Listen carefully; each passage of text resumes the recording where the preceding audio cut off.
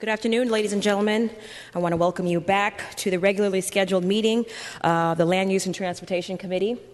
I'm Supervisor Malia Cohen, chair of this committee, and to my right sits Supervisor Scott Wiener. He will be joining us shortly, and to my left is Supervisor Aaron Peskin, who is now a part of this committee. Our clerk is Miss Elisa Samara, and I'd also like to thank Phil Jackson and Jim Smith from SFGov TV for broadcasting this meeting. Madam Clerk, do you have any announcements? Yes, please make sure to silence all cell phones and electronic devices. Completed speaker cards and copies of any documents to be included as a part of the file should be submitted to the clerk.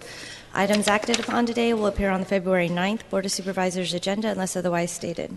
All right, thank you very much. I'm going to call a few items out of order. Could you please call item number 2? Item number 2 is an ordinance amending the planning and building codes to require conditional use authorization for the removal of any... I'm sorry, Madam Clerk, please forgive me. Let's not call item number 2. Let's call item number 3 first. Okay. Item number 3 is a resolution imposing interim controls to require the Planning Commission to consider design standards for projects receiving a large project authorization in the Showplace Square, Potrero Hill, and Central Waterfront area plans. All right, thank you very much, colleagues. I'm the author and sponsor of this piece of legislation. I'd like to go ahead and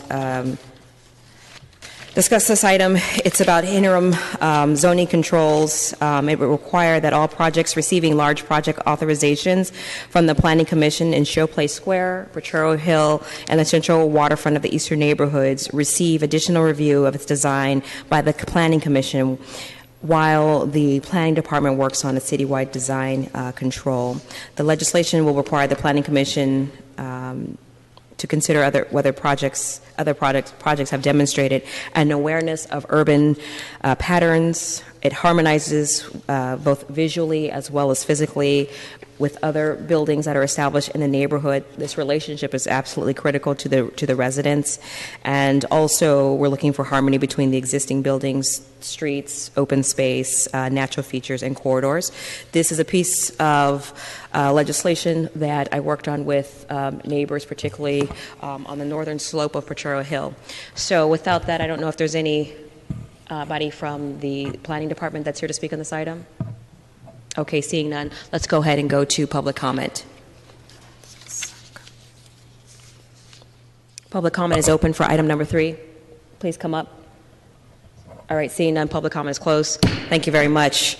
Colleagues, I'd like to make a motion to send this item to the full board with a positive recommendation. So, Madam Chair, I would be happy to make that motion, and I also want to commend you for this piece of legislation.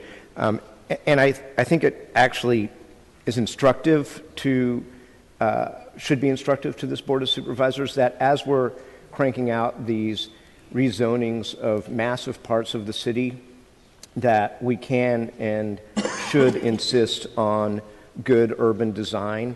And that clearly, as you have seen, has been wanting in certain projects in that area. And so let that be a lesson to us that as we do these rezonings that we insist on good urban design guidelines, and I look forward to looking at the permanent controls that the department is working on.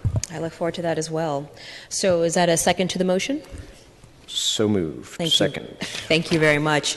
This motion passes without objection. Supervisor Wiener? Without objection, this motion passes unanimously. Thank you.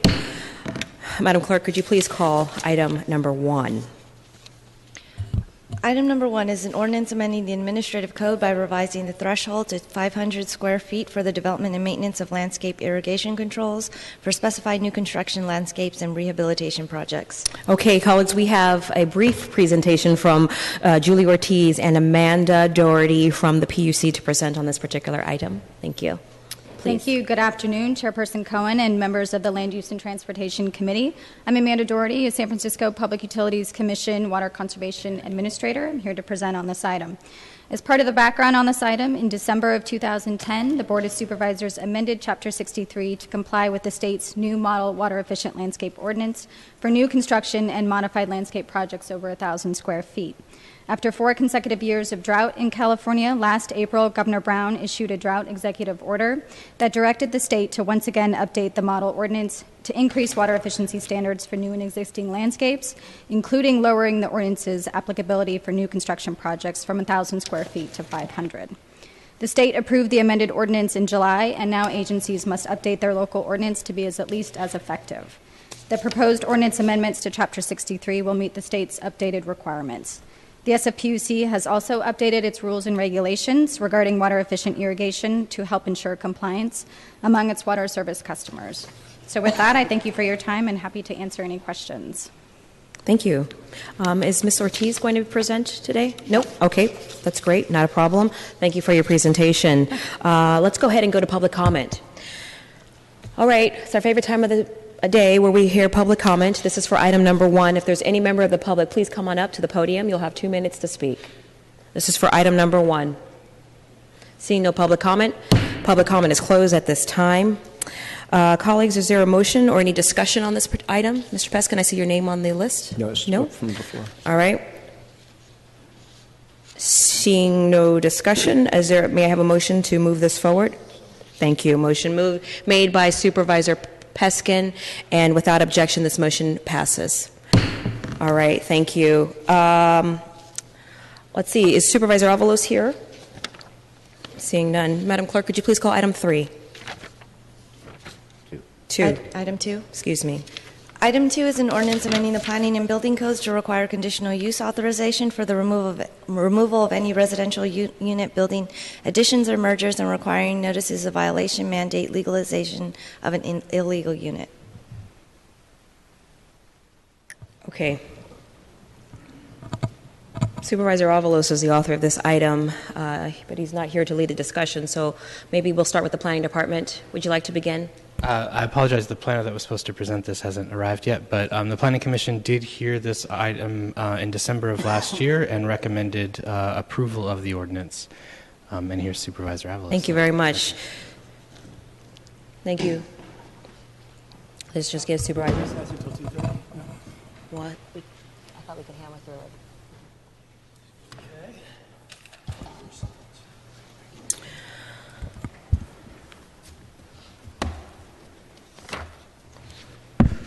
Great. Thank you, Madam Chair.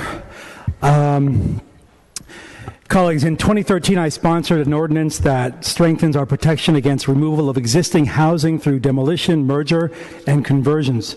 But as the housing crisis has worsened, it has become clear that we need to revisit these controls. This ordinance will require a conditional use permit for removal of any housing unit, both legal and unauthorized units. Notice of violation for unpermitted units would instruct property owners that they either need to apply to legalize the unit or apply for a CU to remove the unit. The Planning Department's Housing Balance Report have shown that we are losing housing almost as quickly as we are building it.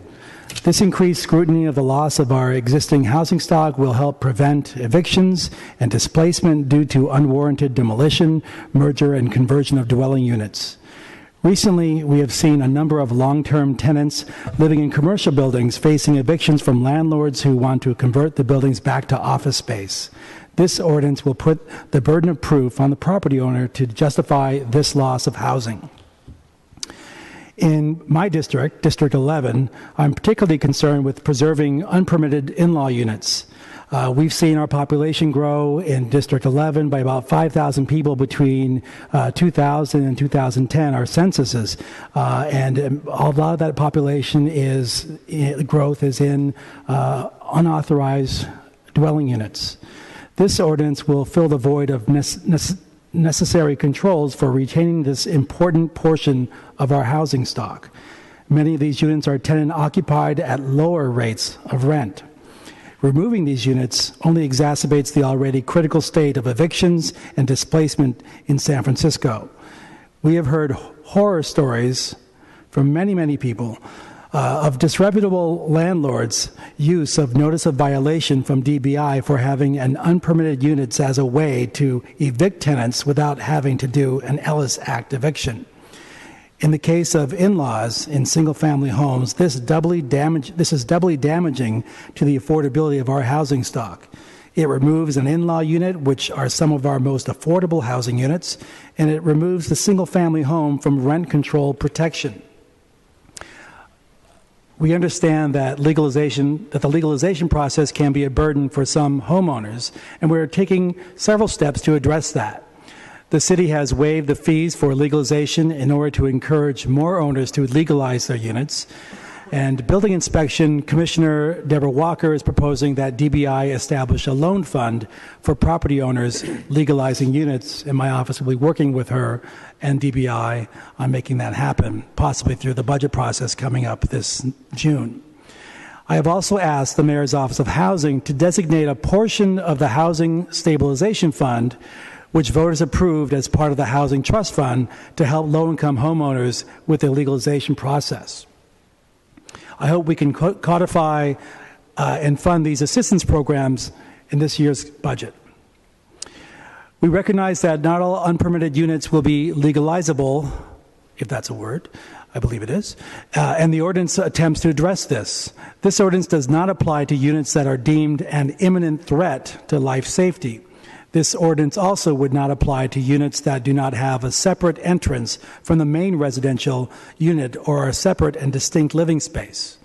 And the Planning Commission would consider the feasibility of legalization when evaluating a CU application for removal of an unpermitted unit. We are continuing to work with DBI staff on possible further refinements to differentiate units that cannot be legalized. But because of the urgent need to stop the ongoing loss of housing, I would like to ask that the committee send this ordinance to the full board, but keep a duplicate file in committee. I believe I have amendments today, so we'll have to hear this next week, and I would like to see if we can hear the amended version as a committee report for next week's meeting. And so I do have the amendments I want to make are essentially just some cleanup language, and also to grandfather in some projects that we have all along been intending to maintain and retain. The amendments that we'll motion after public comment are grandfathering and correction in section 1317C2. We did not intend to exempt unauthorized units that were permitted for removal over the counter by the planning department. Kimia Hadadan can speak to this when she comes to testify. We also have a retroactive application to make 317C1 apply to any permit issued before March 1st, 2016, and our city attorney, John Givner, can speak to this as well. There is a project that's been pretty prominent that we're hoping to protect the tenants and safeguard the units for long-term rental. I have a number of speakers, 4 altogether, and I'm not sure if that fits your timeline, Madam Chair. But first off, would like to call from the Planning Department, Kimia Hadadan. Well, before we go any further, I'd like to take a recess. Ladies and gentlemen, my regrets, but we do need to recess until 2:35 this afternoon. And when we pick up, we will start with the Planning Department, and then we will go into public comment. All right? Thank you. 2:35. This meeting is recessed.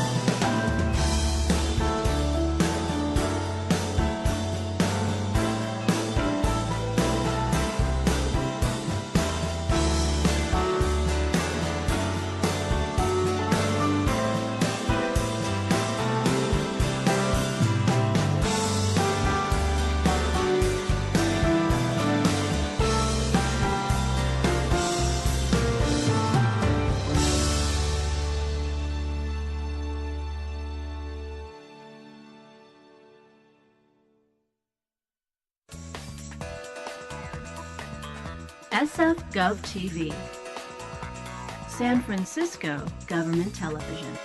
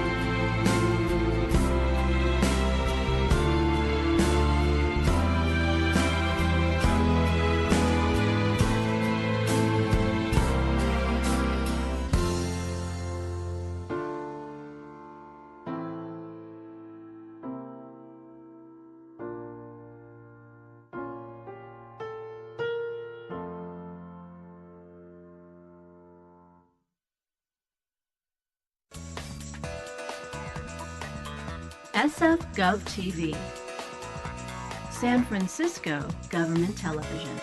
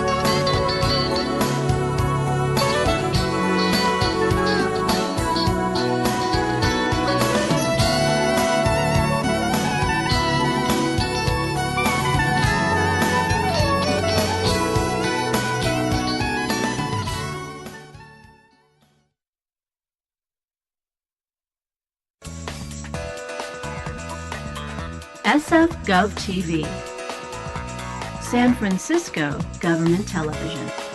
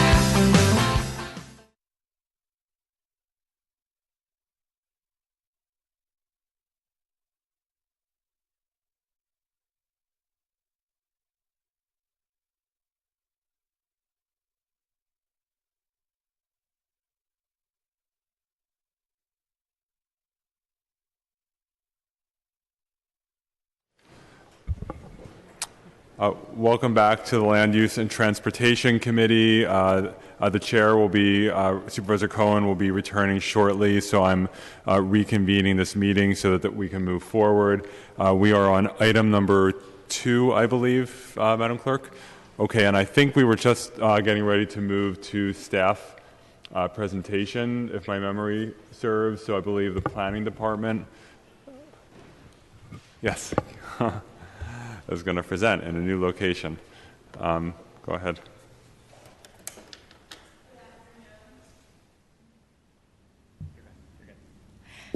Good afternoon, members of the Land Use Committee. My name is Kimia Haradan, Planning Department staff.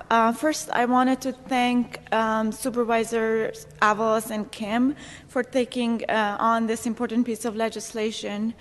The Planning Commission has heard this item and has approved the legislation with some minor amendments that has already been taken in the substitute legislation that was introduced 2 weeks ago. The impetus behind this legislation is preserving our existing housing stock and also discouraging displacement of tenants. And these goals are both emphasized in the housing element of the general plan. The existing housing stock has a very strong role in addressing the housing demand and comparing to the newly built housing. Analysis of one-year data shows that shows a 3.5% turnover for sales and a 10% turnover for rental, both of which are higher than the percentage of increase in housing units over the last year, which is 1%. Removal of residential units is also one of the major causes of tenant eviction.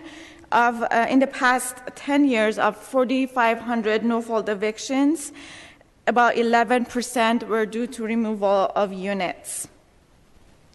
This legislation would propose a CU for removing all residential units and illegal units, which are called as unauthorized units in this legislation. Currently, we have different types of requirements for removal of residential units across different zoning districts and also based on different unit numbers for buildings.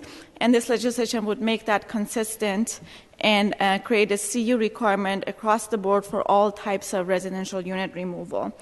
We also currently have an administrative approval process for removing some residential units through 2 routes. One is through pricing out of the unit. So if the unit is more expensive of a certain threshold that is determined annually, and right now is 1.67 million. So if the unit is more expensive than that, they can go through an administrative process and they don't need a CU or a DR to remove the unit.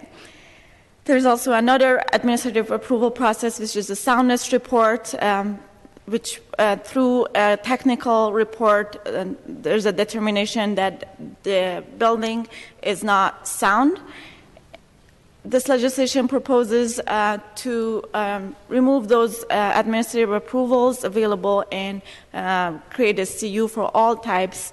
And this is recommended by the department and the commission because it creates a consistent and more clear rule for removal of the units. We only have a very few number of units that have used this. 55 units have used this administrative process out of the 900, which is about 6% of those. And the staff and the commission has determined that the administrative approval process is lengthy, not flawless, and very technical that sometimes falls outside of the expertise of planners. So we strongly support this change as well. And one major change that this legislation is doing is creating a new definition for unauthorized units and putting that in a planning code. We have worked very closely with the city attorney's office and the supervisor's offices since May that this legislation has been first introduced to define what unauthorized units are.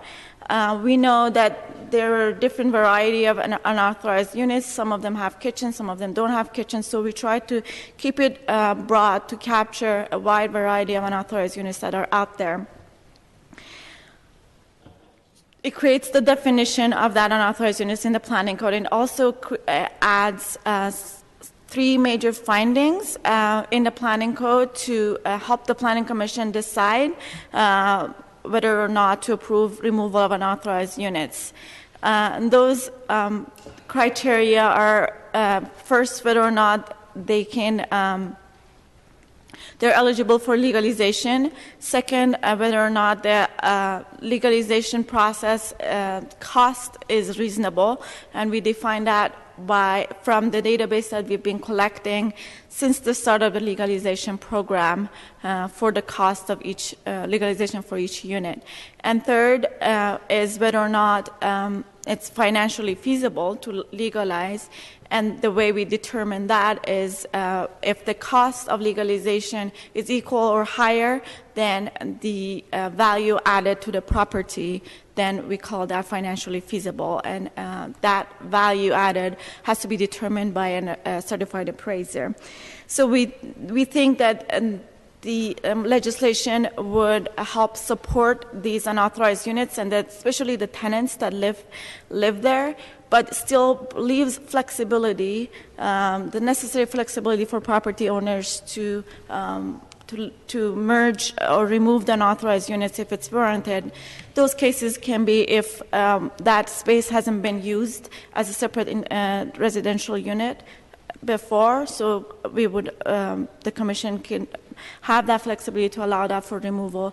And second, another example is if a family wants to grow and they want to merge the unit, and that's also another criteria. So there's enough flexibility built in the findings and in the code to allow for the commission to allow removal in certain cases that are warranted. We've also had this item at the DBI Commission, and we've heard their concerns, and the supervisor have made changes to the ordinance to address some of their concerns. One is that there are certain exemptions that we provided. One is if there's no legal path for legalization, they don't have to go through, the unauthorized unit does not have to go through the CU process for being removed. Second, if there is imminent threat for safety of that unit, and the city determines that the unit needs to be removed for safety reasons, that unit does not have to go through the CU process for removal as well.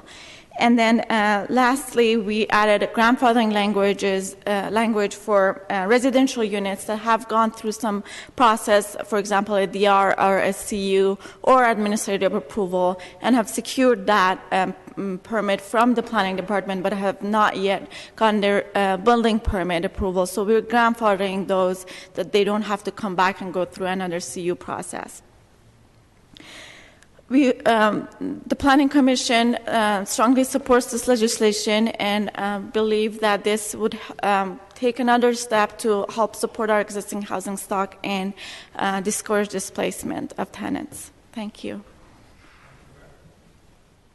Thank you very much. And thank you for all of your work and the work of your department on this as well.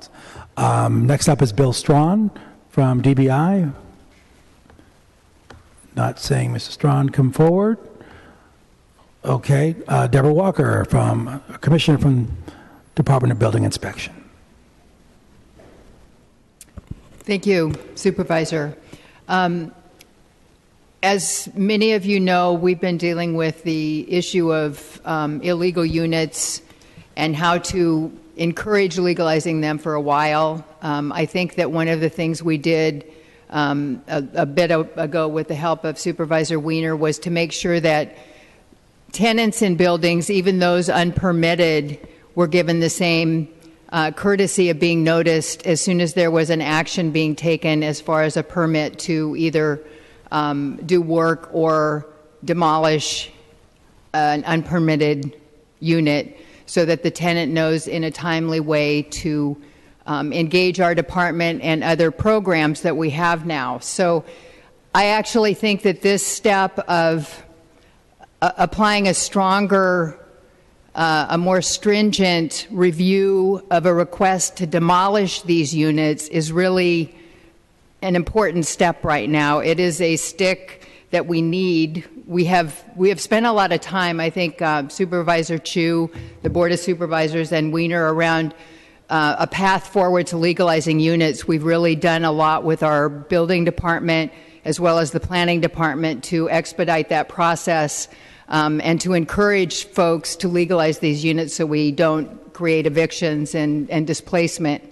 However, it hasn't been very successful. So I think that one of the things that we need to do at this point is to have evaluations around demolition requests, go through a more stringent process, but also one of the things that I brought forward at our commission, and I think that we have a willingness to do, is to have our department help with the code enforcement aspect of legalizing these units in the form of a financial loan or grant program to help building owners and encourage building owners to actually do this work. Many of the people who own these buildings have owned them for a long time, and I think that sometimes people get put in hard positions because they can't necessarily afford the legalization process. So we need to be looking at that proactively to provide a carrot in this process and hopefully be able to encourage people in these buildings to legalize these spaces. We also could use funds to help if there is temporary displacement of tenants when the work needs to happen to legalize. There is a difference between the bigger buildings and the single-family homes. I think that it might be time that we actually look at those as a separate issue to see if there's different concerns and a different process. We don't want a CU process is cumbersome. I think that it generally costs more to do an evaluation of this sort, and we need to make sure that we're not adding to the cost of housing or adding to the time frame of legalizing the units. So I think that overall this is a good next step in this process of trying to encourage the legalizing of these tens of thousands of units that always remain at risk if they're not permitted. Great. Thank you, Commissioner. Thank you. I have as a speaker Ted Egan from the Controller's Office, but I don't see Mr. Egan here in the room. He had a very brief economic impact report. There was a little bit of confusion about that report. We have an email from him saying that there was positive economic impact for this legislation, and then today's report that was issued says it's neutral. So I'm not sure if anyone from planning has received that report, can mention it. To me, it's neutral is neutral, and while we wanted, I actually think it has a huge positive impact, especially looking at District 11, the number of households that can have a sigh of relief about being able to have greater controls over their property, and renters being able to stay in San Francisco also has a huge economic impact as well. So in the absence of Mr. Egan, I think we're ready to go on to public comment. So I'll see if we have any cards over here. So before we go to public comment, I actually have some questions about this. And these, I'll wait for Supervisor Avalos to get the cards together. I do have some questions about the legislation.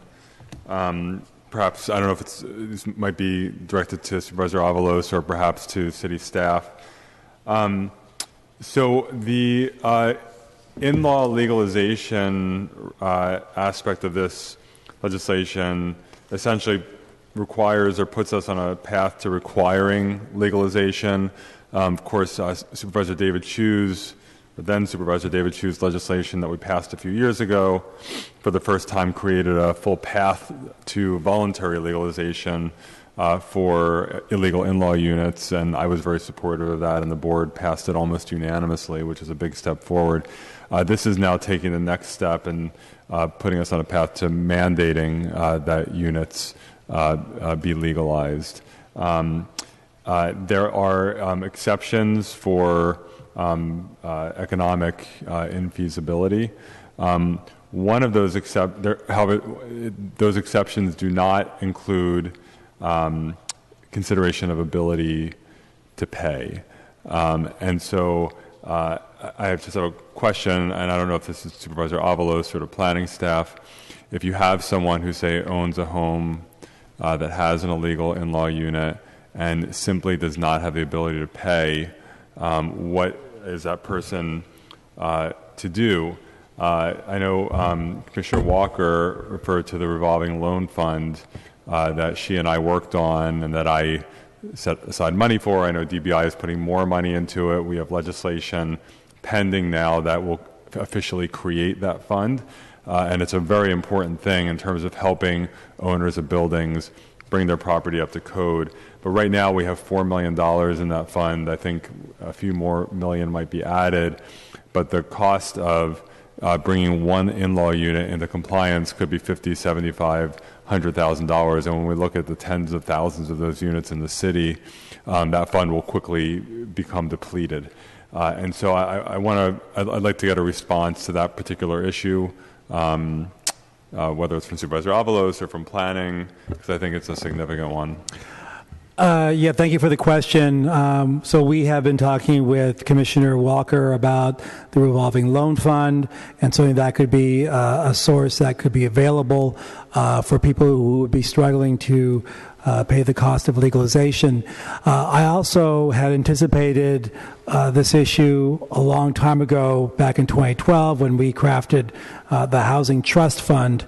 And we actually had language in there that was made funds that could be available for people who are looking at legalization or bringing their buildings up to code, people who are low income.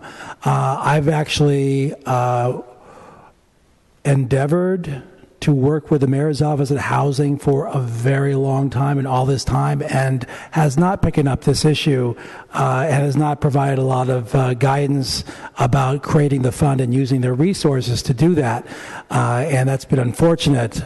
But the funds that are available in the Housing Trust Fund under the Housing Stabilization Fund are eligible to be used. And so looking at cobbling together, there could be resources that could property owners could use to help with the legalization process. So to me, that's still in the works, but I think it's a valid point that the city should be helping to resolve. These funds are really geared towards helping property owners, middle class, working class homeowners, to be able to extend their ability to bring their property up to code and to maintain their property in their own hands. And so I look at it as a worthy goal. Thank you. So I guess, well, first of all, let me ask planning staff. Am I correct that this legislation effectively requires or puts us on a path to requiring owners of homes with illegal in-law units to legalize those units? The legislation basically says that if you want to remove the unauthorized unit, then you have to go through this process that the notice of violation from the DBI or the decision from the Planning Commission basically says that you cannot remove the unit unless the Planning Commission allows it. But this process would only apply for applicants who want to remove it. It wouldn't create a process for the city to start, requiring everybody to legalize their units, similar to, the seismic retrofitting that we're requiring. The city is requiring every property owner to do the seismic retrofitting. It basically says that if you want to remove it, then you have to go through this process. To legalize. To the process of Planning Commission deciding whether or not you can remove it. So the Planning Commission can then, based on the findings, decide to allow for removal or decide to require legalization. So if, let's say I own a home with an illegal in-law unit. I don't, but hypothetically, let's say I did. And my neighbor files a complaint against me, and DBI comes out and says, you have an illegal unit. What happens then under this legislation?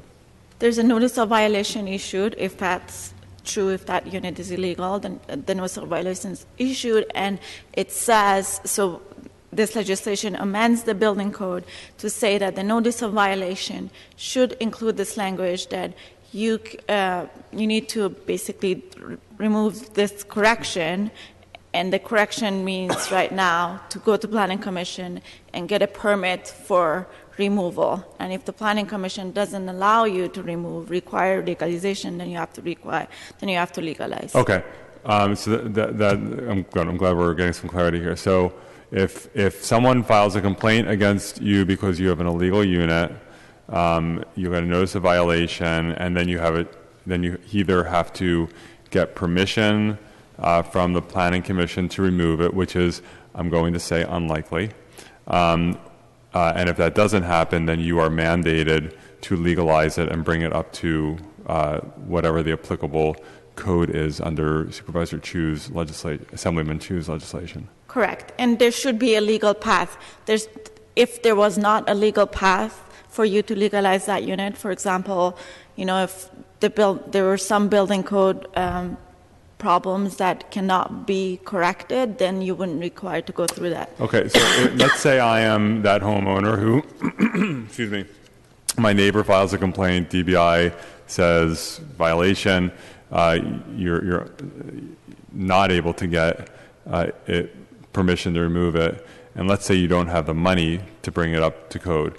So let's say you don't qualify for any of the exemptions here, but you do have an inability to pay.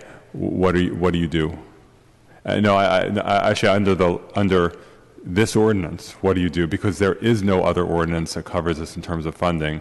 So what do you do? You're out of luck. Under this ordinance, you are required to. So you just maybe sell your home that you live in to pay for it, or I just think this is. I'm not blaming the planning department on this. You're not. It's a real issue. Do we know in terms of the range of costs to bring an in-law unit to legalize it, what that range tends to be? I know obviously there's a wide variety of illegal units. Sure. Yes, we have that range from our legalization program, and it ranges from $1 to $150,000, with the average being about $55,000. Okay, so the average cost is $55,000. Right now, Supervisor Avalos referred to the Code Enforcement Revolving Loan Fund, which has currently $4 million in it. And I know DBI is, I think, adding another $1 million in it, from what Commissioner Walker tells me, or hopefully that'll happen. Okay, so it's $1 million. So it's $4 million now, which if the average is $55,000 per unit, if my math is correct, that's 80 units would cost about $4 million. 75, maybe more like 75. $4 million would buy you a legalization of about 75 units. Is my math right? I was not a math major, but I think I'm right. So you have $4 million? If you have $4 million, that'll buy you about 75 legalized units, if the average is 55,000. Yeah, okay. 72, yeah. So 75 units. I think we have, I know the estimates are something like 30,000 illegal in-law units in San Francisco, and the current code enforcement fund, if we used every penny of it for this, would get us 75 units, and $1 million per year would get us another 20 per year. And of course, that would mean we wouldn't be using any of that money for some of the other code work that we've been working on in terms of getting landlords to deal with, fire escape issues and sprinklering code enforcement issues. And so I don't know what would happen with the Affordable Housing Trust Fund. I know Supervisor Avalos has been pushing on that issue for a while, and there, maybe that'll happen, maybe it won't. My point is Not to say whether this is a good idea or a bad idea. I think that there are merits, for sure, to this proposal. But I do think that there are, when you look at who has illegal in-law units, there's a real range, and there are a lot of lower income, working class homeowners who have homes with illegal in-law units that cannot afford $55,000 to do it, and if the city can come up with a much larger body of funding to pay for that, that's great. But it seems to me that before we should figure that out and have a path to that before we start putting this kind of mandate on owners who can't afford it. And so that's just an issue I want to raise, and I would invite comments from the public and discussion of that. Sorry, can I yes. just get one point? Just to give an idea of the scale of this legislation, currently, since May of 2014, when the legalization program became effective, we have received 180 applications for removal of unauthorized units. Of those, 55 have been completed, and we have 98 that have been issued and haven't been completed yet. And this legislation basically applies So that's 98 plus 55? It's 55 plus 98, and a few have been revoked or suspended from that 180. So this legislation only basically applies when an application for removal is filed. So basically the full extent of it is right now for these 98 that have been issued and not completed yet. Okay, thank you. And then just two other quick things. One is Commissioner Walker referred to the issue of whether single-family homes should be handled on a separate track. I don't want to mischaracterize what she said, but my understanding is the definition of unit in this legislation includes a single-family home, when I think we're typically referring to more multi-unit buildings. Maybe I'll ask the author, Supervisor Avalos, was it your intention to include single-family homes? And again, I'm referring to the remark that Commissioner Walker made about single-family homes maybe going on a separate track. It was our intention to include single-family homes that have unauthorized units and authorized units, yes. So they're not all single-family homes, but they've been single-family homes that have a separate entrance for people to occupy. Okay. Which is actually every other house in Excelsior. Right. And other parts of District 11. Okay. Just one other clarification on that point. Currently, the existing regulations do apply to single-family homes. We do require DR for removal of single-family homes. Almost everywhere except in some zoning districts, it's actually a CU already.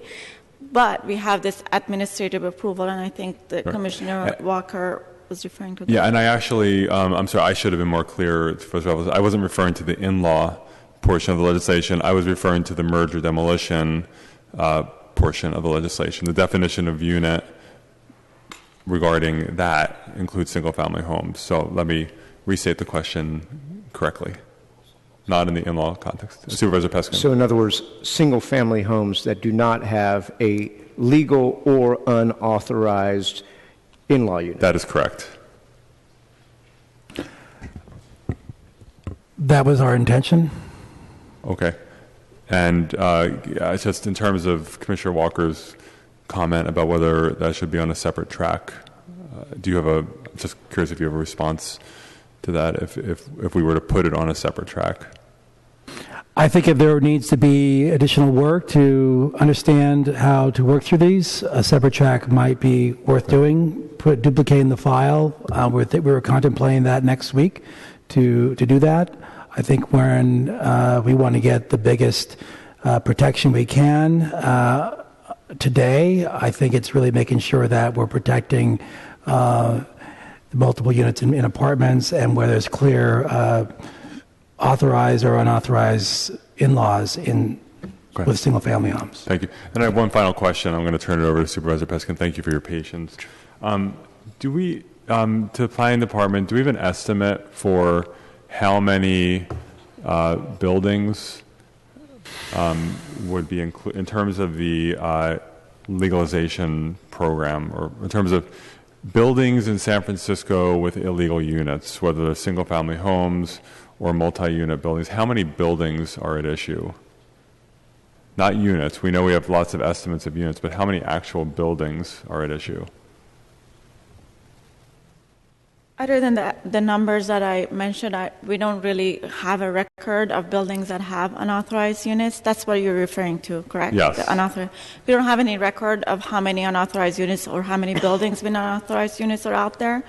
But we do have a record that since May of 2014, 180 applications have been filed for removal. And for the legalization program, we have 238 applications for legalization, of which 130 have been issued and the rest are under review. Now, of those either applications or violations or whatever, the cases of unauthorized units that have come to the planning department's attention, are those in terms of single-family homes with a unit versus a multi-unit building with an illegal unit? Is there a percentage breakdown between the two? Sure. Definitely, there's a larger percentage of single-family homes with an illegal unit. Can you give me a ballpark, Yes. like 80-20, 70-30? Let me find that in the case report.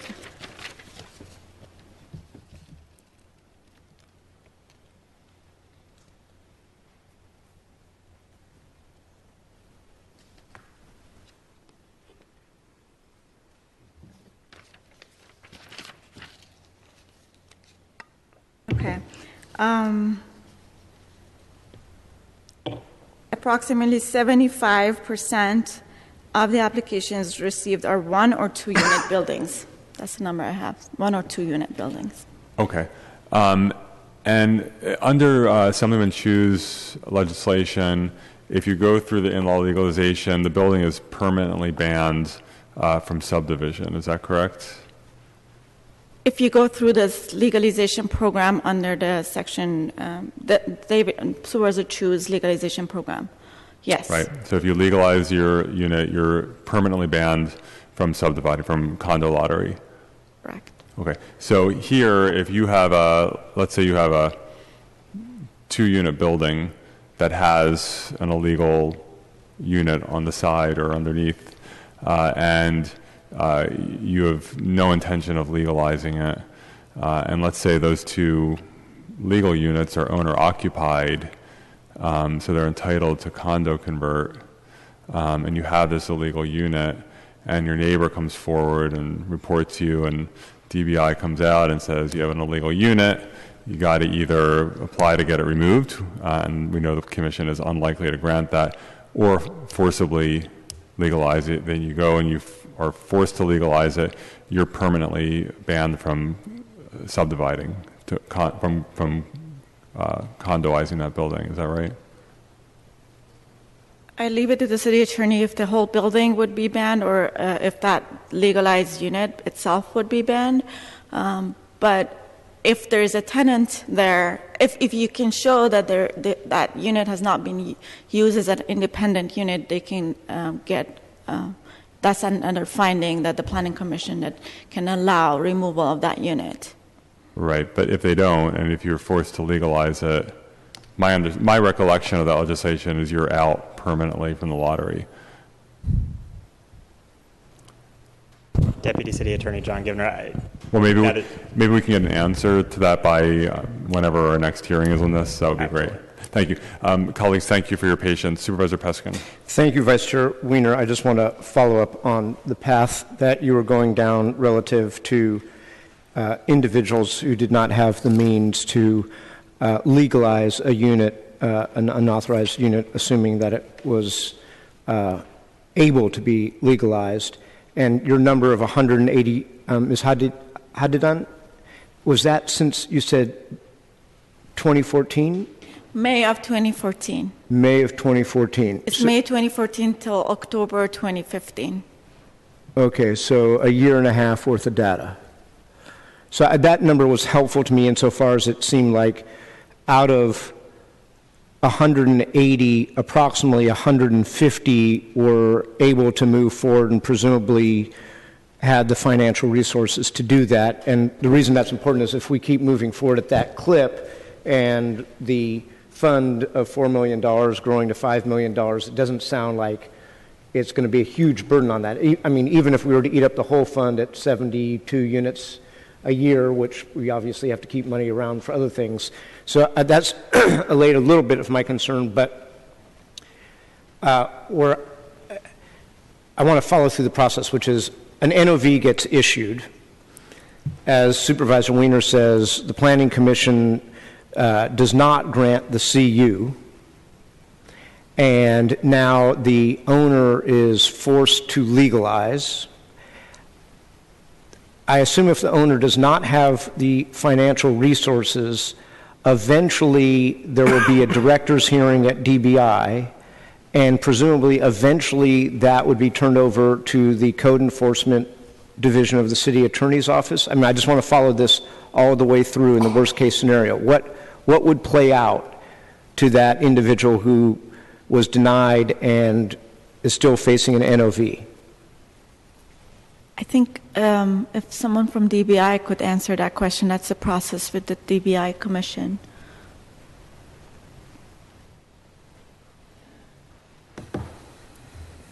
I can, Deborah Walker from the Building Commission and Abatement Appeals Commission. A director's hearing would happen wherein the notice of violation would be upheld and there would be directions to the project sponsor to fix it.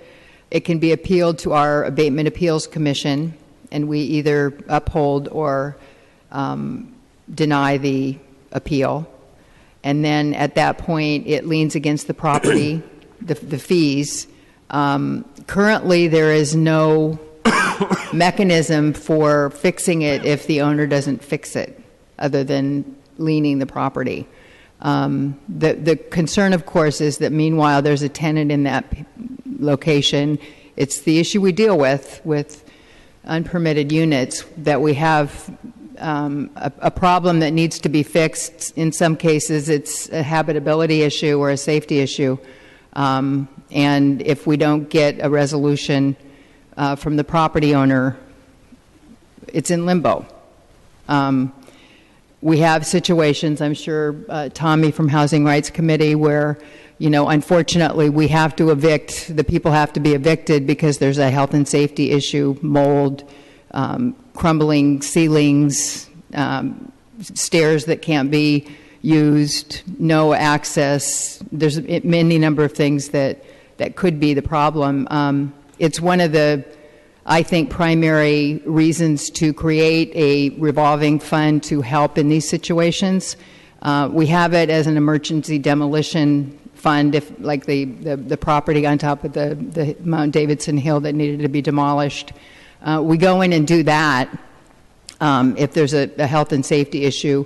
We are not so proactive when we can fix it.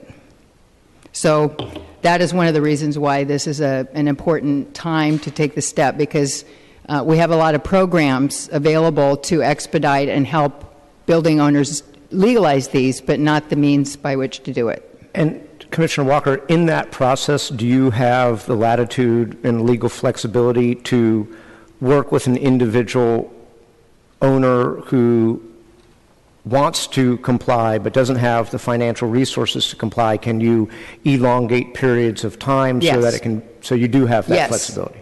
Yes. Okay, that's helpful. Yes. And then and sorry for my ignorance, but if you're doing $55,000 average dollar work, up from $1 to $150,000, what's the duration of that type of legalization activity, and is the extant tenant likely to have to leave during that period of construction?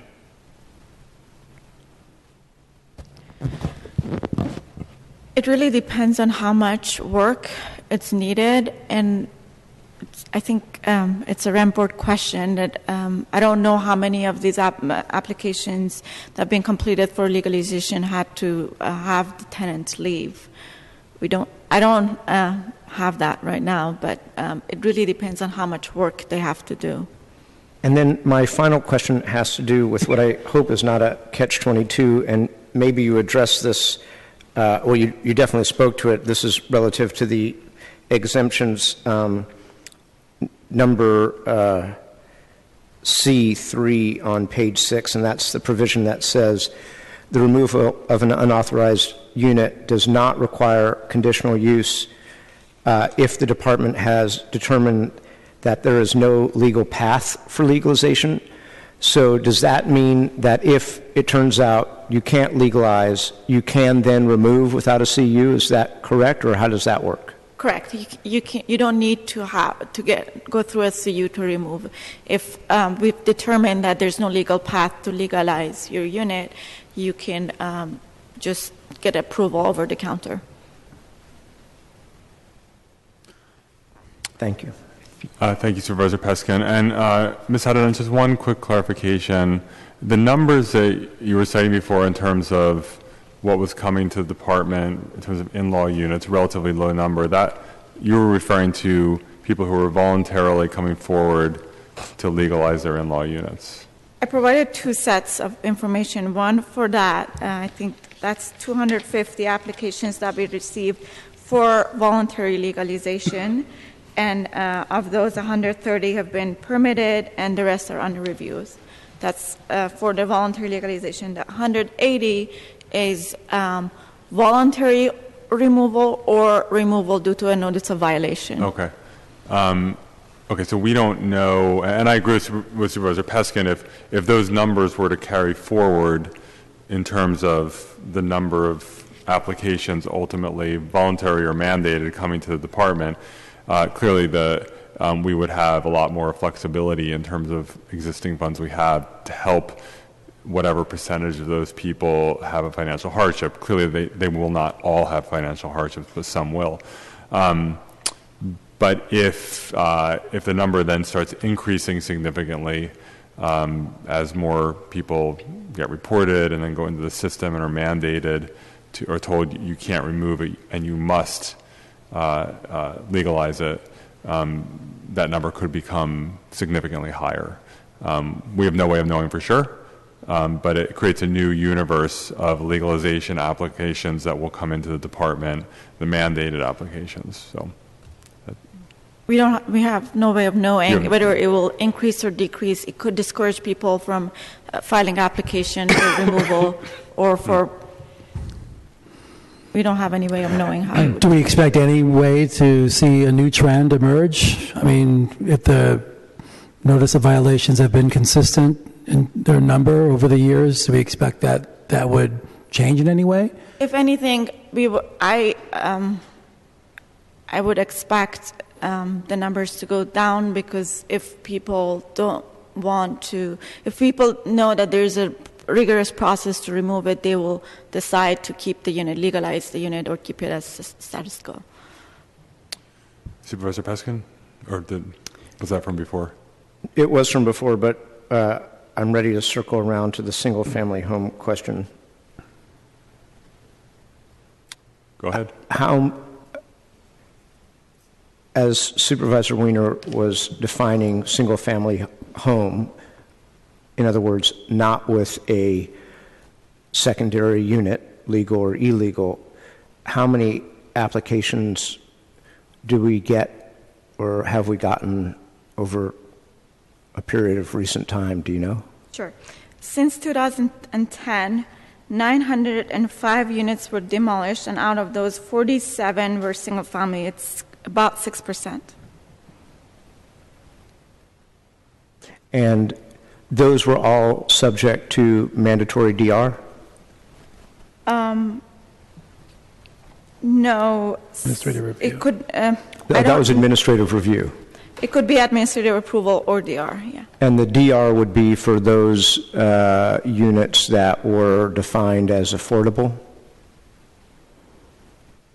The DR would be for the ones that are they do not qualify for the pricing out option. Right, and do you know how many units that or buildings that involved? Unfortunately, no, I don't have that information. Okay, thank you. Okay. Those are not just units, those are single-family homes. Yeah, that's Under right. that 47, so it's some subset of that Some 47. subset of Yeah. 47, right. Okay, great colleagues. If there are no additional questions at this time, why don't we will open it up for public I comment? do have Mr. Egan here. Excuse me? Ted Egan's here. Oh, I didn't see you there. Sorry. Oh, you were sitting right on my line of sight and I missed you. Mr. Egan, our city economist. And Mr. Egan, before you start, if you could maybe just say the discrepancy that was seen between your email that came out on Friday that said positive economic impact and your report that says neutral. I don't have the email in front of me. I thought I did, but it seems to be like a change in the past few days. How that came about. Supervisor, I don't believe our report says that there's a neutral economic impact. I think that we had identified this legislation as potentially having an impact on housing prices in different submarkets of the city's housing stock, under the belief that, based on our review of building permit data, a significant number of the demolition of illegal units over the years have been to enlarge other units currently on the property. And it was essentially a question of a property owner seeking to relinquish, in some cases, a smaller illegal unit to enlarge an existing unit or the available space for an existing unit. And so our report is essentially assessing the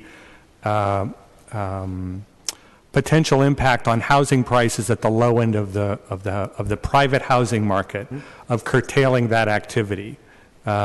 We read that the real impact of this legislation would be to reduce the number of removals of illegal units, which have averaged about 23 a year over the past 10 years. And if that rate of, let's say, removal of small in-law or unpermitted units were to stop, there would be more housing at that level of the market. And we think that could mean as much as a 1% reduction in housing prices at the low end of the market, essentially in the market for the 30,000 or so one-room housing units in the city. The other side of the equation would be you'd have a curtailing of the expansion of housing markets, of housing at the upper end of the market. That would tend to inflate housing prices at the upper end. And so we sort of saw this legislation as a trade-off between creating more housing supply at the bottom of the market and price relief there versus an inflation of housing prices and a curtailment of supply at the upper end of the housing market. So it certainly has economic benefits. I wouldn't say that the net result is neutral. It simply has both advantages and disadvantages. For what it's worth, we found that the housing price inflation at the upper end from this process would be quite a bit lower. So the price harm to folks at the upper end of the market is quite small. We think the price benefit at the bottom of the market is fairly significant, and that's really why we determined that this was worth an economic impact report. Great, thank you, and thank you for the clarification. And actually, what you just reported pretty much meets our goals that we wanted to make sure we're helping the bottom end of the market. Okay. So, public comment? Let's go for public comment. Ladies and gentlemen, there'll be 2 minutes given to you for public comment. Please step up to this podium. And I have a number of cards, so if you want to come in the more or less in the order your names are called, that will be great. Karina, I don't have a last name, Lindsay Gautier, Pat Boscovich, Melissa Bracero, Georgia Shudish, thank you for giving me the pronunciation, Ozzy Rome, and Chandra L. Redak.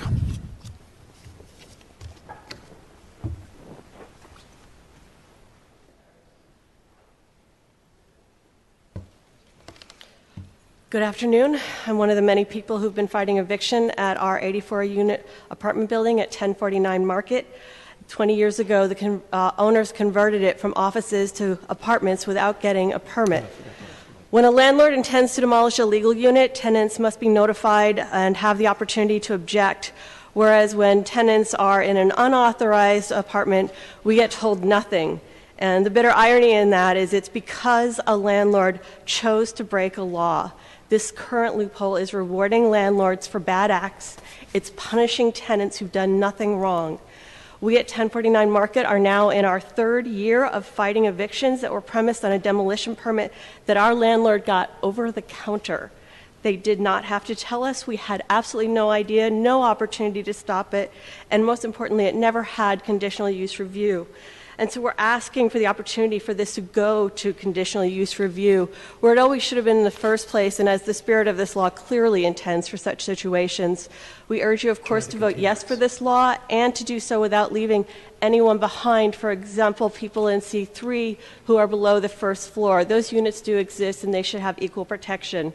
No affordable apartment should be unprotected just because they happen to be a C3 ground floor or below. Every tenant in the city should have equal rights. Every landlord should have equal requirement to play fair. We also ask that you make this law effective April 1st before the interim controls that Supervisor Kim enacted last year expire, in order to give planning the right to evaluate whether losing so much affordable housing, again, 84 units are at stake here, would be in the best interest of the city. Thank you. Thank you. Next speaker, please. My name is Melissa Bracero. I also am a tenant at 1049 Market, and I just want to ask that you pass this legislation. We are in support of this, as we are reiterating what Karina said, still fighting for our homes. You know, many of our neighbors have left the city, left the state, even left the country, and we just want to slow everything down and be able to stay in our affordable housing. So I appreciate you, Avalos, Supervisor Avalos, for introducing this, and we just would greatly appreciate the support, and we are in favor of this. So just wanted to thank you and urge you to vote yes. Thank you. Thank you very much. My name is Pat Puskovich. I came down here to talk about 3 residential buildings, but was told this is really about 1049. The 3 I came down to talk about is one in the Excelsior. A speculator just bought it. I'm working pro bono for the tenant. It's $5,000 to fix. I like this legislation there, but the delta criteria, the value, has got a problem. I'll explain that. The other extreme is another one in Excelsior, where the owner asked me to look, and no one's complaining. That unit's in the garage. There's no way to fix it. So that's the other extreme. It's in excess of $100,000. In between these two is a 2-unit building with an in-law unit where a buyer asked me to look at, and I advised him to run, because you can't legalize that 3rd unit without spending in excess of $50,000 to sprinkler the building. And what's not being said here is when you go from 1 unit to 2 in a single-family district, rent control kicks in on the new unit, and the old unit kicks in. So 2-unit build, 1 to 2, you drop the value. 2 to 3, you can never go condo. So doing this in small buildings is going to have a huge economic consequence to the owners. They'll leave the buildings vacant rather than comply with this. We don't want vacant units. On 1049 Market, the cost to legalize is a huge issue. But the question is, what is legalizing?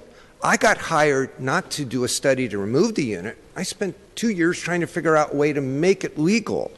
And there needs to be clear rules of what it's going to take to legalize, and what are the unintended consequences of this. We don't want to end up with a bunch of vacant units. We don't want owners saying it's easier to leave it vacant.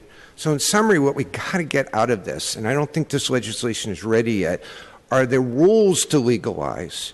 What are the CEQA consequences, particularly the unintended consequences where people would rather leave a unit vacant than renting it or try to fix it? We need to do it at affordable costs. We need to be able to have engineers and lawyers figure it out. Thank you. Thank you very much. Next speaker. Good afternoon, Land Use Committee members. My name is Lindsay Gauthier. I am a working artist in San Francisco. I've lived here for 10 years, and I live in a live-work space in Pacific Heights.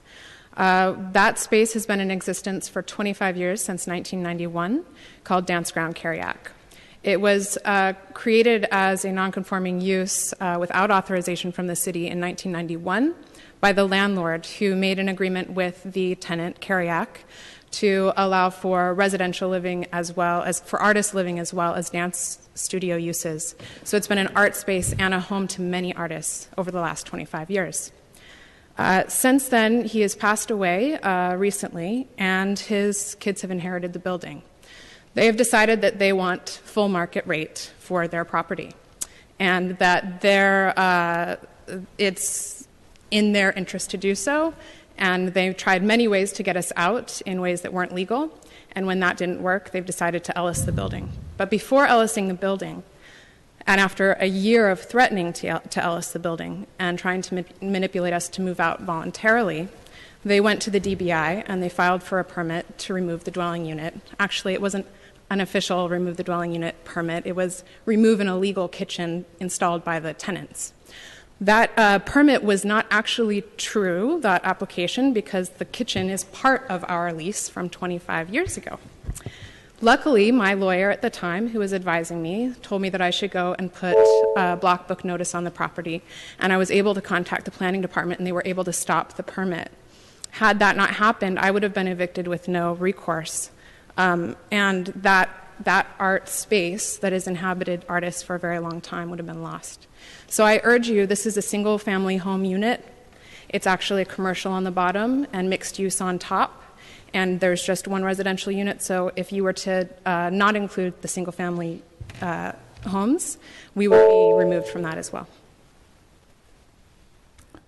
Thank you very much, and thank you for telling that very complex story in a short amount of time. Next speaker, please. Hi, I'm Georgia Shudish. I live in Noe Valley. I'm looking at this problem from an existing part of the code, which is there, Section 317B7, which you just added the unauthorized units to. I only recently understood what this section of 317 means. And what I think it allows is if you have a 2-unit building and somebody buys it and they want to expand and make a very grand unit, and they absorb the second unit, what happens is they create a marginal unit. For example, the one I'm aware of recently is 2 units in a building, 2 bedrooms, dining room, living room, beautiful, typical San Francisco type of dwelling. What happened is they took that second unit and put it down behind the garage, 2 bedrooms, did something called a media room, which is no living room with a window like it had previously, and a kitchenette against the wall behind the garage. And so what that means is that you're making a smaller unit, but it still does not go a reduction of 25%. So I guess what I'm hoping for is, even though this code has been there, that somehow this loophole is dealt with since you're dealing with this legislation now. Because I think what's happening is there are smaller units being created, 2 bedrooms are becoming 1 bedroom, or living rooms are becoming media rooms, and family-sized units are becoming more like guest quarters or au pair units, or even just part of the big unit, the big grand unit, and they've been marketed that way, can easily be absorbed. So that's the point. And I'm sorry I didn't know about it sooner, and I'm sorry it doesn't really pertain to what you're actually doing here, but I think it's an important part of this legislation, and since you're dealing with 317, I hope you'll consider this, and I gave you a handout, so thank you very much. Thank you. Good afternoon, supervisors. My name is Ozzie Realm, and I'm with Protect Noise Charm neighborhood organization. First of all, I would like to thank Supervisor Avalos for this legislation, much needed improvement, and I'm here to show my support. I'm also here to request that the grandfathering be only limited to, as the lady described, only the permits that have been approved at the planning department level and have not been vetted by the DBI yet. but please do not extend this further to any project that's already in the pipeline. We have many projects in Noe Valley that should be reviewed, should go to the CU authorization hearings, and we do need this to be extended to them. So I appreciate it if you keep it as is. Secondly, I would also like to bring up to your attention a loophole that we currently have with Section 317, and that is for those owners and developers who deliberately neglect their property to the point that it becomes so disrepaired that it might call an imminent hazard. And under the imminent hazard clause, they would not be subjected to CU authorization hearing. So we already communicated the amendment that we would wish you to consider adding to this legislation, and we would greatly appreciate it if you consider this, as passing of this legislation would encourage people that do not want to face the commission, do not want to face conditional use authorization, to just let go of their properties and strike the imminent hazard clause. That's it. Thank you. Thank you very much. Next speaker, please. Please come forward. Hi, my name is Shonda Reddick, and I do live at 1049 Market Street. You know, when our case first came to light in 2013, we were considered the biggest case since the International Hotel because our landlord owns our building at 1049 Market, plus 2 other buildings of the same size, 80 units roughly, and associated storefronts. Basically, I'm fighting for the bottom. I definitely need this legislation to pass as soon as possible and not get bogged down. What I'm fighting for is a single unit room with a shower and a bathroom down the hall. I do feel sorry for people that own property and that want to create in-law units and all that. But right now, we've got a lot of people that are just fighting to have a roof over their heads. I'm not only fighting for my unit in 1049 Market, the legislation that has been passed before with interim patrols has not only helped our unit, but other units in the mid-market area and south of Market. So there's a lot of people who are just trying to keep a roof over their head now, and I'm sure that I'd hate to see this great legislation be bogged down with trying to help people also that own homes, not that they don't have their rights, but there are certain priorities up at the bottom and people that have a little more comfort. So also I would like to vote for the amendment to make it applicable to permits starting March 2016. And also, again, to reiterate, please do not leave out the first floor housing in C3 buildings. Thank you so much for your time and attention, and thank you, Mr. Avalos, Commissioner Walker, and Supervisor Kim for this legislation and thinking out of the box and coming up with solutions. Thank you. Thank you very much. Next speaker, please. Good afternoon. My name is Ben Cady, also resident at 1049 Market Street, lifelong resident of San Francisco, and honestly, a illegal tenant resident since moving out on my own 18 to 30 years ago.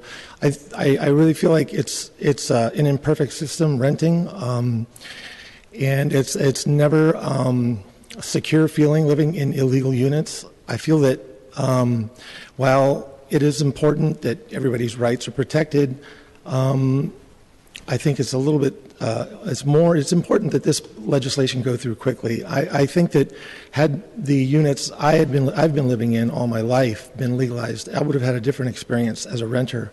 So I would like to urge that this legislation be passed as soon as possible. There are a lot of people who are experiencing the same circumstances, and it would definitely keep me housed as well as my neighbors in San Francisco and not facing the prospect of moving elsewhere or rents we can't afford. Thank you very much. Thank you. Before the next speaker speaks, please come forward. I'm going to call more cards. Ryan Patterson, Tommy Avikola-Mecca, Chris Baker, Steve Collier, David Gast. Thank you, Supervisor. Steve Collier, Tenderloin Housing Clinic. I am speaking in support of this measure. There's a great need for it. Approximately 11% of all no-fault evictions in San Francisco under recent rent board statistics are for removal of units from housing use, and that doesn't include all the evictions for many illegal units where the owner simply evicted for illegal use, claiming that their knowing and voluntary rental to their tenants was an illegal purpose, and the tenant has to move for that.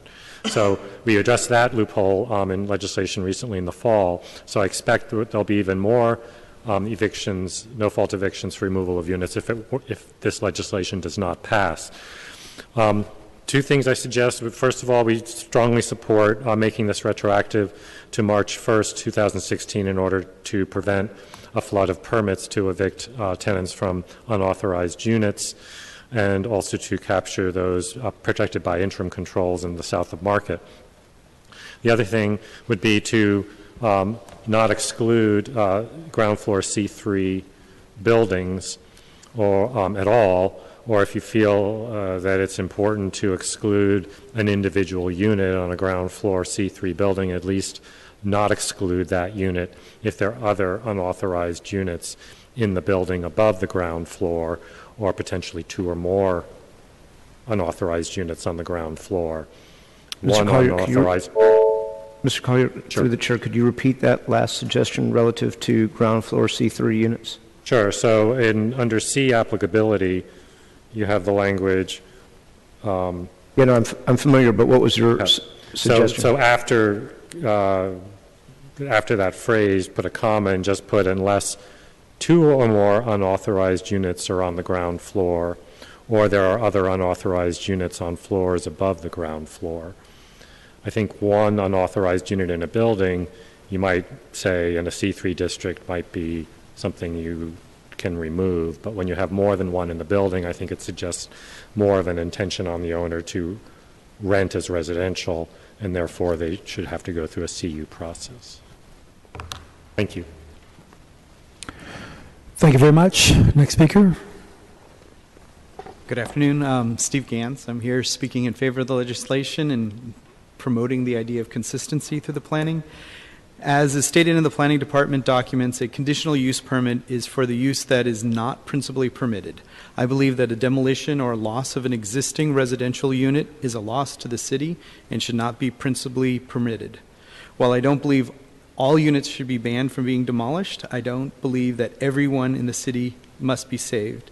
But I would like to see thoughtful consideration given to each unit. I do not want to see the destruction of homes that have significance to the neighborhood that's the fabric of our city. What makes San Francisco a special place is the character of its neighborhoods.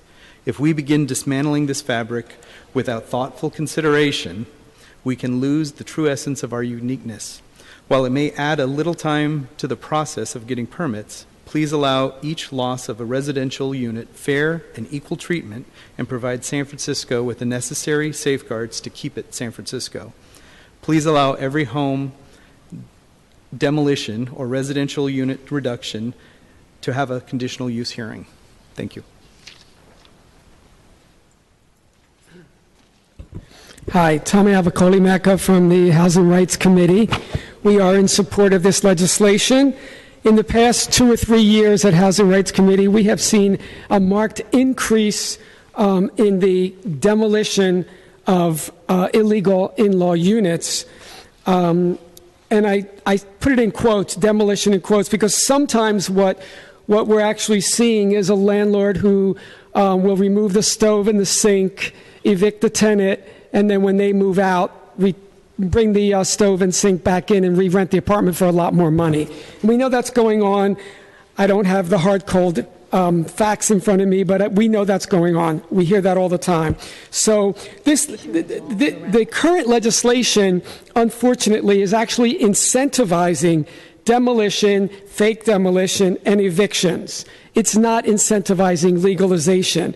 Legalization is the best way to protect tenants in these in-law units. Right now, we hear of landlords threatening to demolish, and pushing people out that way. That's especially true in immigrant communities here in San Francisco, immigrant tenants and in-law units. So again, this legislation is a good way to stop all of that and to protect these tenants. The other piece of the legislation that we support vehemently is the piece about the commercial units that have been rented as residential for years, and now the landlord, because the market has changed, like at mid-market, and it's much more profitable to rent commercially. They want to restore them to commercial use. And a lot of artists are living in these units. They need to be protected. The best way to protect them, again, is to pass this legislation. Finally, I agree with the idea of making it retroactive back to March, and I agree with Steve Collier's suggestion about the C3 ground floor units. I think those are two essential pieces that need to be added to this legislation. I hope this committee will send this to the full board with a favorable recommendation. Thank you.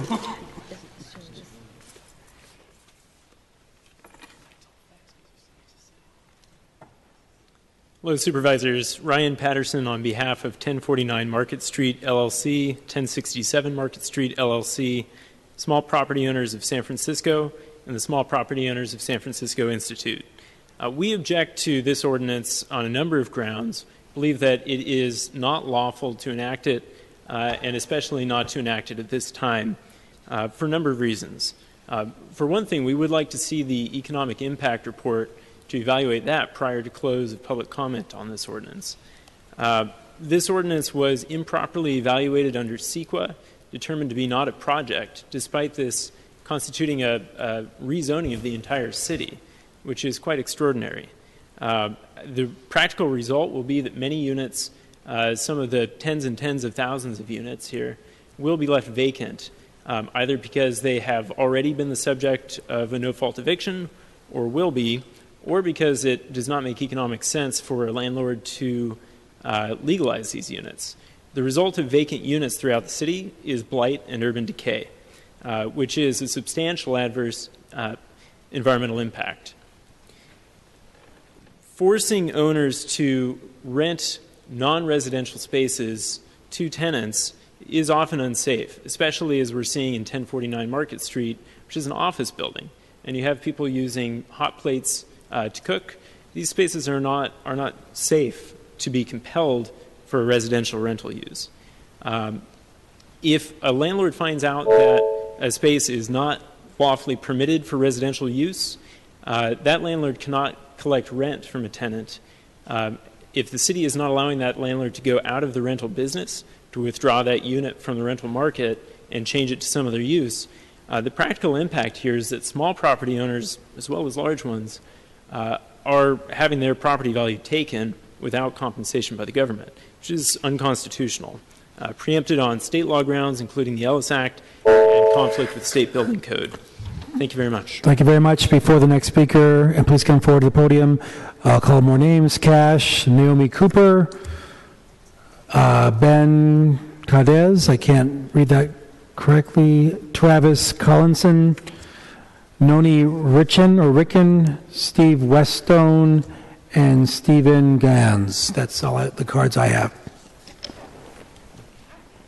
Hi there. My name is Chris Baker. I'm a tenant at 1049 Market, and I've definitely seen in my mid-market area people in neighboring buildings with different landlords facing some of the same issues we have, who did not understand their plight and the options they had until it was too late for them to avoid eviction, and that many of them have left the city and left the area. I think it is vital to pass this legislation to support the many people throughout the city living in affordable housing, unpermitted affordable housing, and it's too late for so many. We need this legislation as soon as possible. So I think it's definitely important to make it applicable as of March as well. And thank you very much. Thank you. Next speaker, please.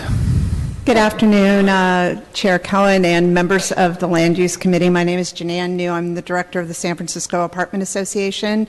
In listening to some of this public comment and looking at this very complicated legislation, I would just like to make a recommendation that this board, this group, deals with the issues at 1049 Market Street separately from the rest of the city.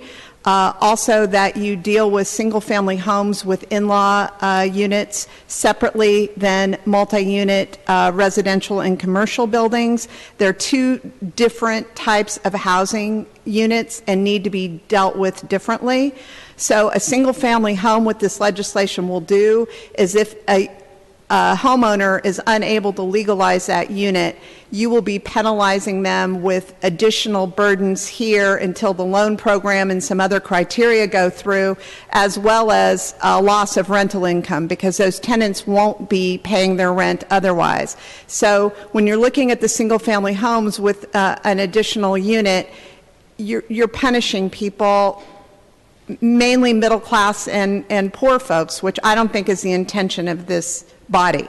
The other part, on the multi-unit buildings with people trying to legalize current units that are not warranted, my understanding is they're running into a lot of problems at DBI and planning trying to get this done.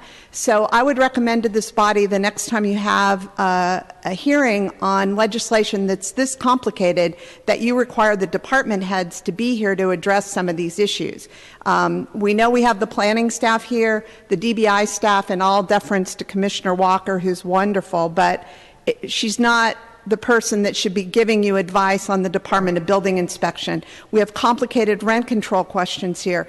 Is the department head from the rent board here? No. So how can you handle a comprehensive, complicated piece of legislation like this without your department heads here to address answers to these questions that exist? So bottom line recommendation, separate the single family homes out as somebody here recommended, deal with 1049 Market Street separately, and then let's address in a longer process the larger apartment buildings, my folks that are trying to legalize these units and are having a hell of a lot of problems over at DBI and planning trying to do so. Quit punishing people, try to encourage us to provide more housing, which I think is everybody's goal. Thank you. Thank you. Next speaker, please. Hi, my name is Cash. I've lived in the city for quite some time and raised my children here. I now live at 1049 Market. I agree with what Karina and several other people have said. Please legalize, please pass the legislation. Please make sure that it goes into effect without any gap between the interim legislation and the new legislation, so we don't see a bunch of actions by landlords. The thing that I'd like to talk about is the above the ground floor of C3 zoning districts. It seems like the legislation says that ground floor and below the ground floor units would not be covered by this if they are in C3. The actual wording is, the loss of one or more residential units would still require conditional use authorization in the RTO, RTOM, NCT, and upper market NCD zoning districts and above the ground floor of the C3 zoning district. Now, I understand maintaining an active streetscape, and so you want retail on the ground floor. Most of the buildings that we're seeing are 200 feet deep. They already have retail in the front. My building has 8 units on the ground floor, and these are units that don't require elevator access or stairs to get to them. We know that there is at least one other building on Market Street that has units in the basement. Now, if there's some reason why those need to, anyway, we'd like to see those also included in the legislation. Thank you. And sir, through the chair, in the case of the building that you're referencing, the 8 units are behind ground floor retail? Correct. The entire front of the building is retail except for the door that we use to access, everybody uses to access the building. There are 8 units. They're in great shape. The landlord's attorney has said that it's a fire danger. We've had the fire inspector in there. It's not a problem. Thank you, sir. Okay, thank you.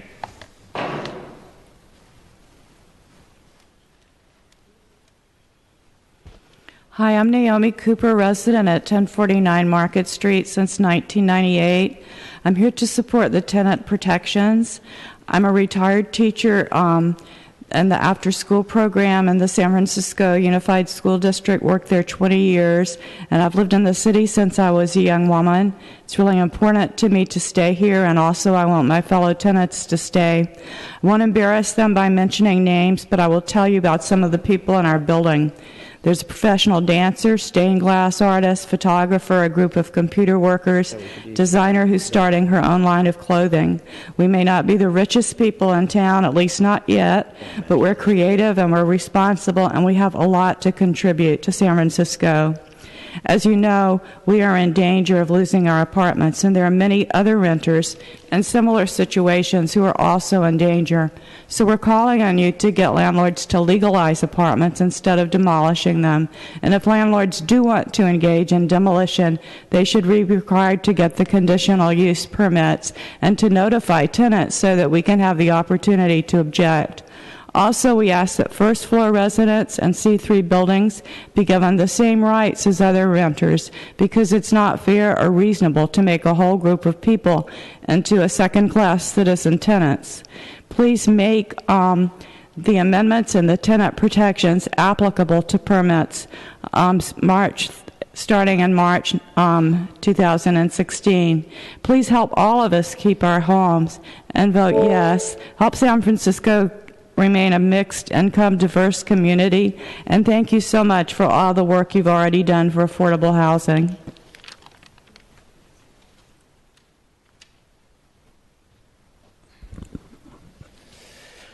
Hello, thanks for having us here today, and I'm here just to ask you guys to please vote yes on the legislation to make mandatory the legalization of unpermitted affordable housing.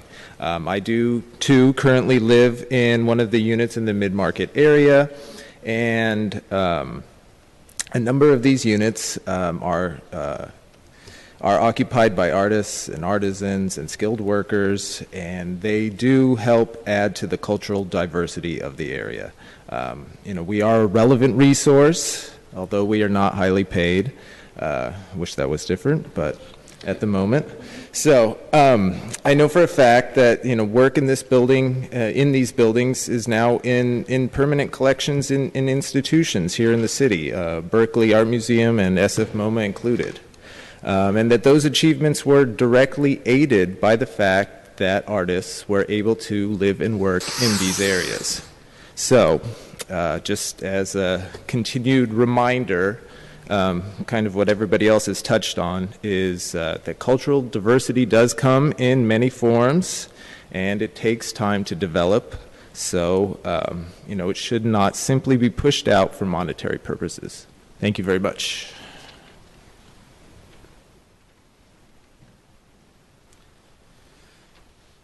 Hello, my name is Steve Whetstone, and I live at 1067 Market Street. I'm almost sure it's the same owner as the 1045 people you've been hearing from. It's hard to tell. They change their name a lot. That's a little sketchy, but that's, I guess, what they do. So I make my checks out to 1067 Market Street instead of SF Office Lofts, but it seems like the same people are still making the decisions, and I have the same landlord. I want you to vote yes, and I want particularly to make it retroactive starting March 2016. The last time Jane Kim's interim controls ended, the landlord evicted several of our tenants, some with gotcha evictions, some on technicalities, and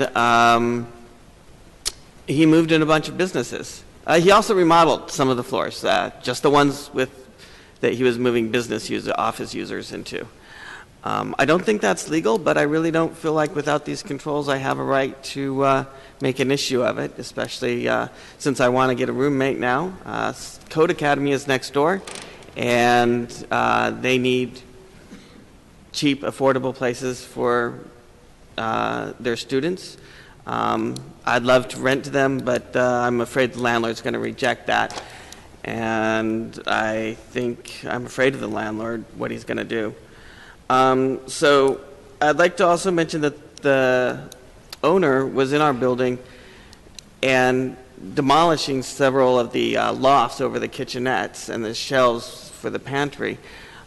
She said this was not reconstruction or remodeling, and she didn't need a permit, that it was simply removing trade fixtures, and it was for fire safety. The fire safety argument really didn't seem to hold water to me. It seems to be a common excuse or pretext. So, again, thank you for your time, and I hope you can do something to keep me. I've went to Academy of Art University here, and I'd like to stay here.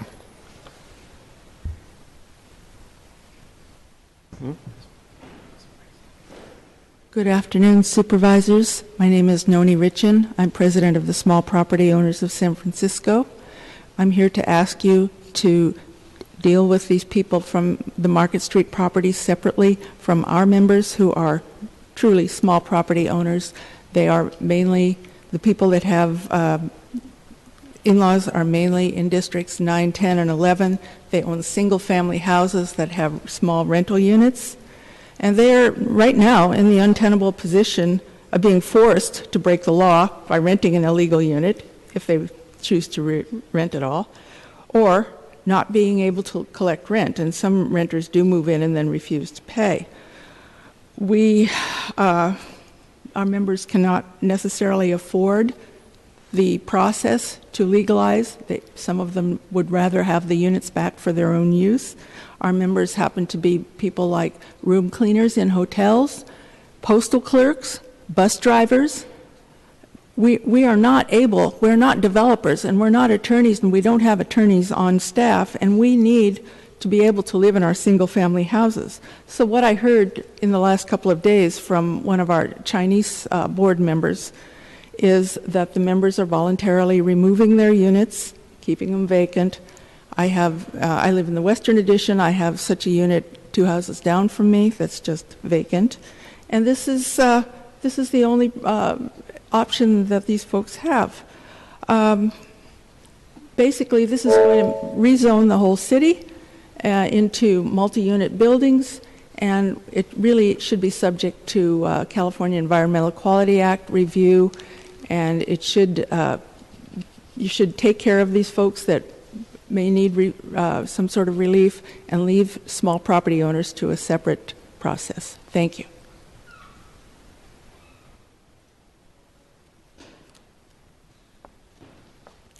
Good afternoon, supervisors. My name is Charlie Goss. I work on government affairs for the Apartment Association. I'm a little dismayed about the conversation that's taken place on this legislation today. As we read it, the legislation does two main things. One is to require conditional use for residential merger, and the other is to mandate the legalization of illegal units if there's an NOV. And we feel those are very two distinct things, and we're a little bit dismayed that people aren't necessarily talking about this legislation as a mandatory legalization program, especially less than 2 years after Supervisor Chu introduced legislation to provide a voluntary legalization program. In hearing some of the comments today, it seems to me that one of the motivations behind the legislation is that it would bring units to market, or that it would provide for more availability of housing. And the bottom line is that these are already existing illegal in-law units. They're already on the rental housing market.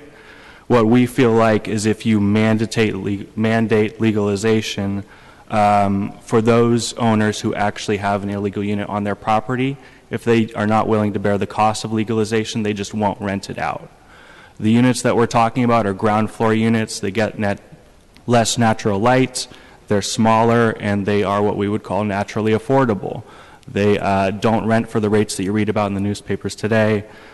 Service workers, teachers can afford them. And what we feel like is if this legislation is passed, it will incentivize people to remove these units altogether or to not rent them out. And I appreciate your consideration.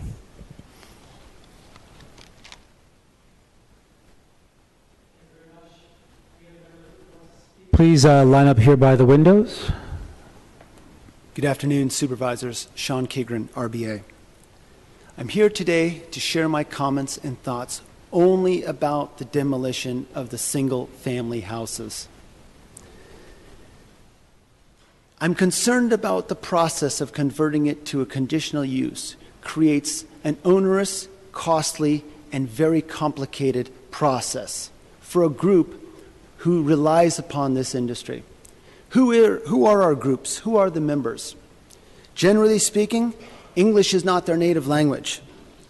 Most of them do not have college degrees. Many of them are from the immigrant communities.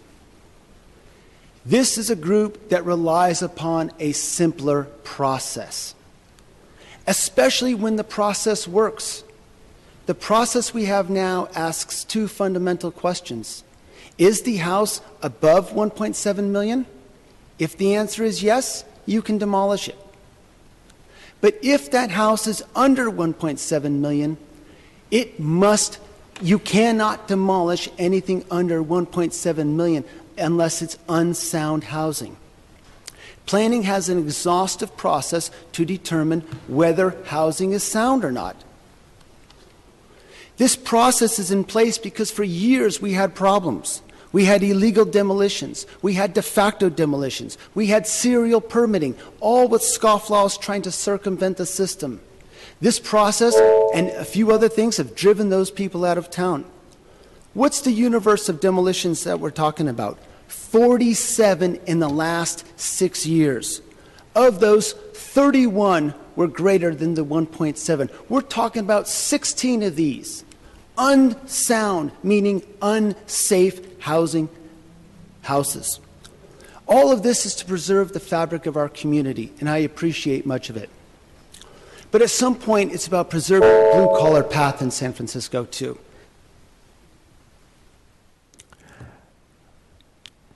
Thank you. Are there any other members of the public who would like to comment? So that it looks like we can close public comment. And colleagues, have a few. First of all, I want to thank everyone from the public for speaking and for coming and being invested in this legislation one way or the other. There are some amendments that I want to propose that a member can make for the legislation. I indicated those, two of them before the meeting began, or as the meeting began, and there's another one that came up regarding the ground floor dwelling units in the C3 zoning district.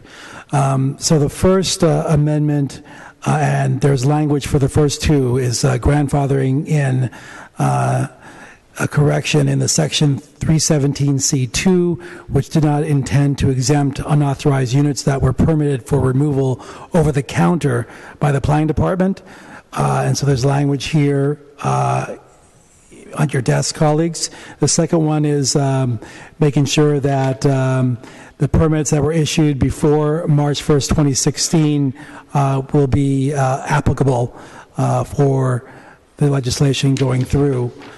And so those two, there's language there for that as well. And the other section is that we want to motion to affect the C3 zoning is deleting on page 5 under applicability exemptions. It's line 8 that says, provided, however, that in the C3 zoning district, only the removal of a residential unit or unauthorized unit above the ground floor requires a conditional use authorization, striking that language that I just quoted out.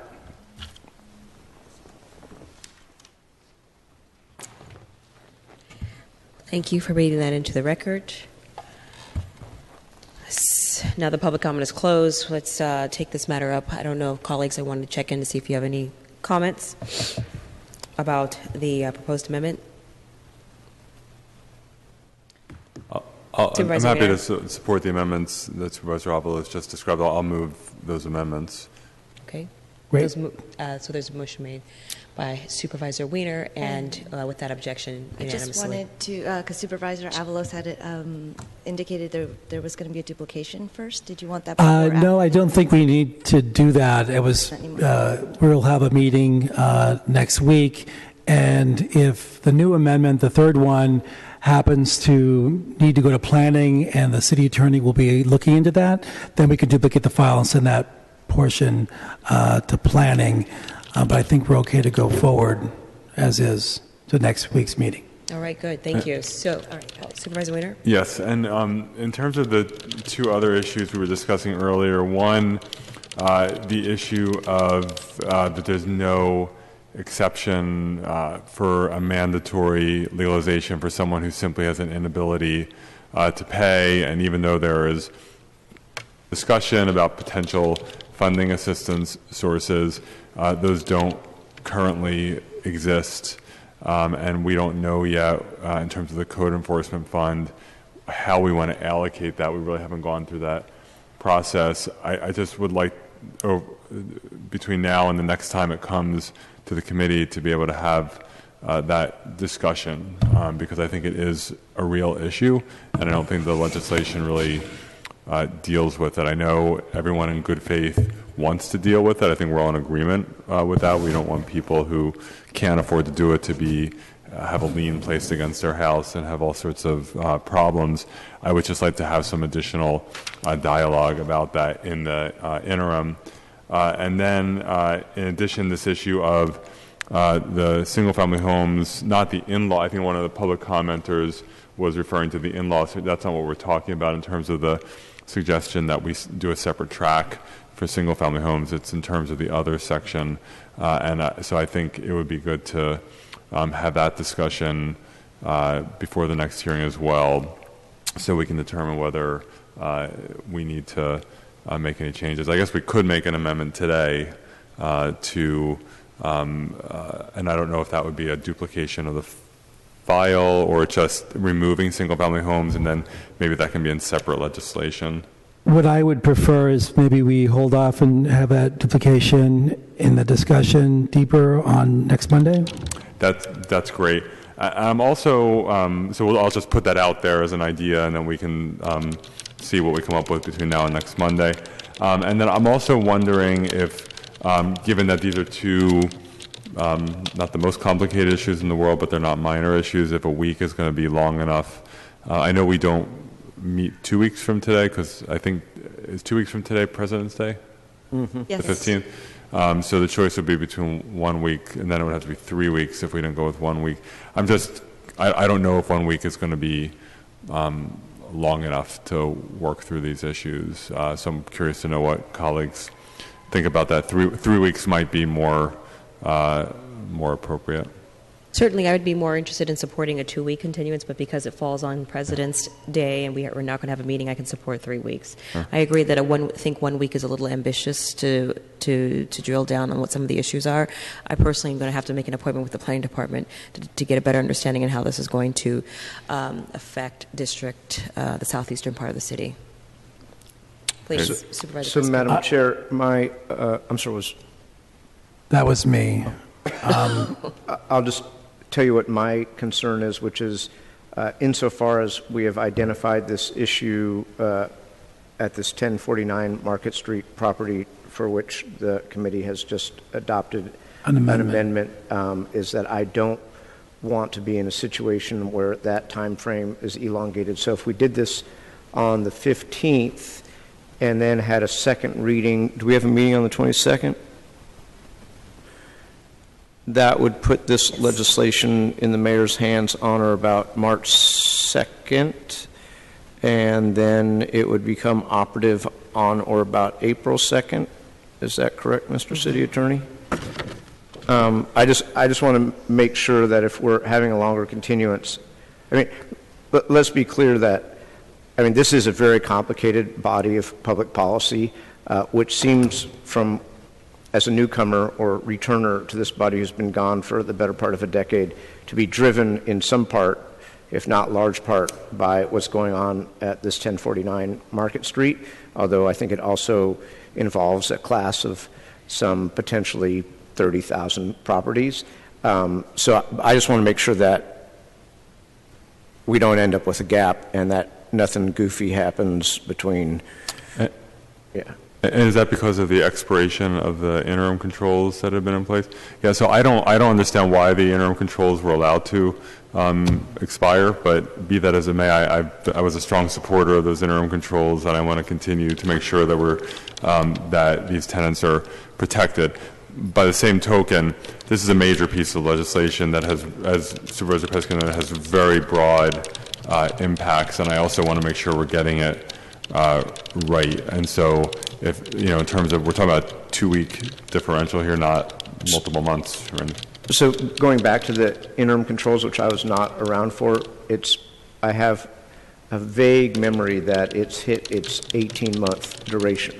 Right, but you can extend them, and so we've done that before. And so and these interim controls may have actually been for less than 18 months. It seems like it was less than 18 months that they were here, but for some reason they expired. I don't know why. Deputy City Attorney John Givner, these were. There was a 12-month interim controls resolution adopted, and then there was a 12-month extension. The maximum in the code is 24 months, including the extension, and so we hit the 2-year maximum. That's right. Okay, well that explains it then. Okay, so yeah, like I said, I would, in terms of the issues impacting 1049 Market, I would love to see those adopted yesterday, but the challenge is that those permanent controls are housed within a piece of legislation that impacts a massive number of properties in San Francisco, and I want to make sure we're getting it right. What if we were to duplicate that file on Monday, move that piece forward, and then we can hear the rest of it? We could duplicate it today and continue that one discrete piece. That's what you were saying. Yeah. Yeah, that's what you were saying. I'm not sure what amendment would carve out the single property. Not a single property, but that. The legislation as a whole deals with removal of units, legal and illegal. Seems like based on the public comment, that property falls within this broad legislation, but I'm not sure that today we could really carve out a more narrow piece of legislation that would just cover this issue.